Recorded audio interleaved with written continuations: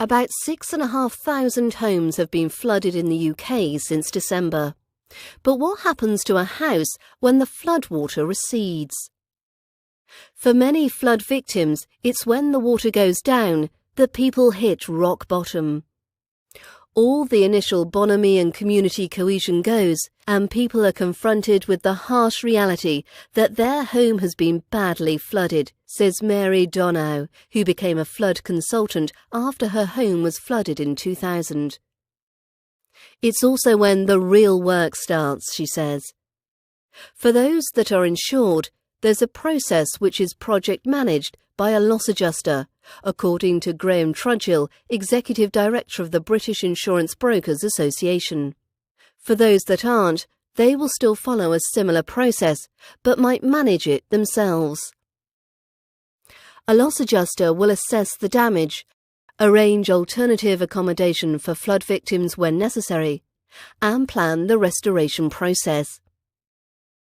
They'll look at what needs repairing and replacing. It might be skirting boards, plastering, get the gas and electricity supplies checked. Then the next step will be to remove the silt and debris, strip it out, disinfect the affected areas, and dry the property out, says Trudgill.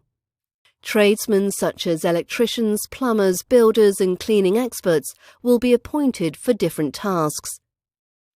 Trudgill says the drying out is often the most time-consuming part of the process because some moisture can be deep-seated.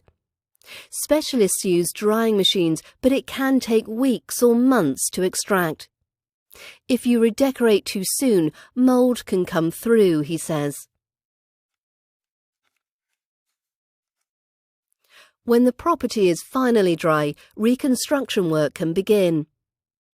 Property owners often try and make their home more resistant to future flooding. Hard floors might replace carpets.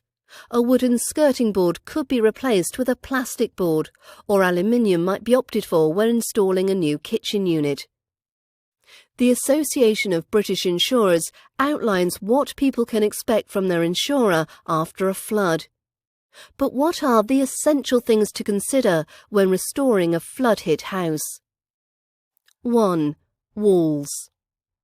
Traditional brick or concrete walls will generally dry out well, so long as they are clear for ventilation.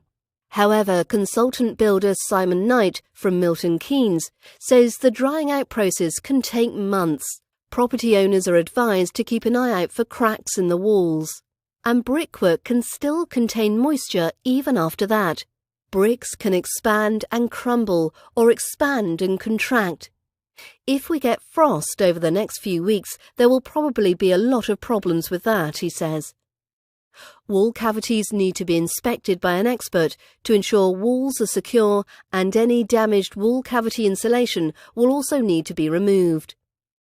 When it comes to internal walls, damaged plaster, plasterboard and wallpaper will have to go. Holes might also need to be drilled through plasterboards or dry linings to drain trapped water and aid ventilation, according to Knight. Timber partitions may rot if not dried properly. Ireland's Office of Public Works advises people not to redecorate for at least 3 months after walls have dried and repairs have been done. Painting or wallpapering too soon can result in blistering, mould or peeling, it says.